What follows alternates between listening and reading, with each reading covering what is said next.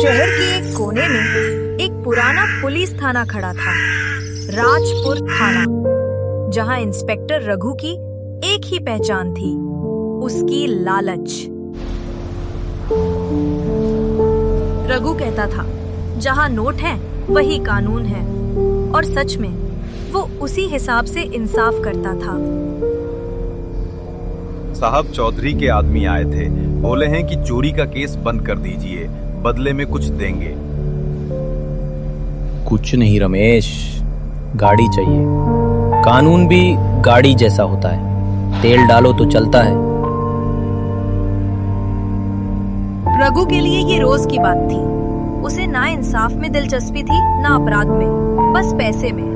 भगवान, क्या करूं अब तो।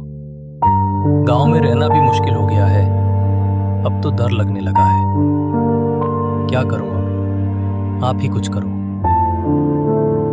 क्या हुआ भाई, इतने घबराते हुए कहाँ जा रहा?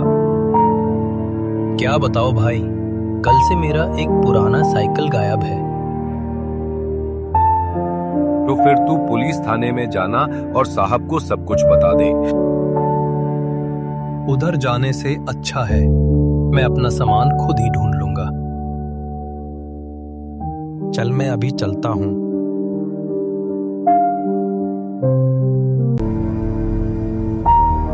साहब, मेरी बेटी की शादी है, किसी ने मेरे गहने चुरा लिए, मदद कीजिए। मदद? चोरी का केस फ्री में नहीं चलता बाबा, कुछ कायदा फीस लगेगी। साहब, मेरे पास देने को कुछ नहीं है। तो फिर भगवान से रिपोर्ट करवाओ। उस दिन रघु ने सिर्फ एक केस नहीं ठुकराया, उसने इंसानियत ठुकरा दी थी।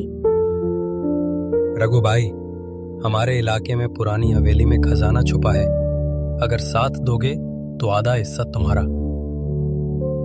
सिर्फ अफवाह नहीं चाहिए, पक्की बात हो तो बोलो। कल रात हवेली आ जाना, सब मिलेगा। रघु के दिमाग में अब कानून नहीं, सिर्फ खजाना गूंज रहा था। साहब, ये जगह तो सुनसान है, चलिए वापस चलते हैं। अरे बेवकूफ, जहां लोग नहीं रहते वही खजाना छिपा होता है। अचानक दरवाजा अपने आप बंद होता है। रघु नहीं जानता था कि जिस खजाने की तलाश में वो आया है, वो असल में उसके पापों का जाल था। कौन है वहां?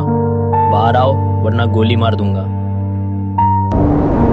तिजोरी खुलने की आवाज।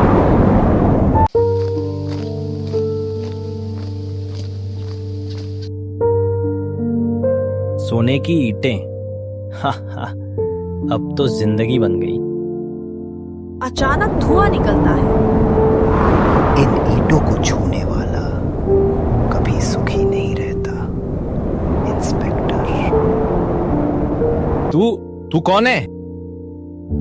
मैं उस दर्जी की बेटी हूं जिसकी रिपोर्ट तूने पैसों में बेची थी।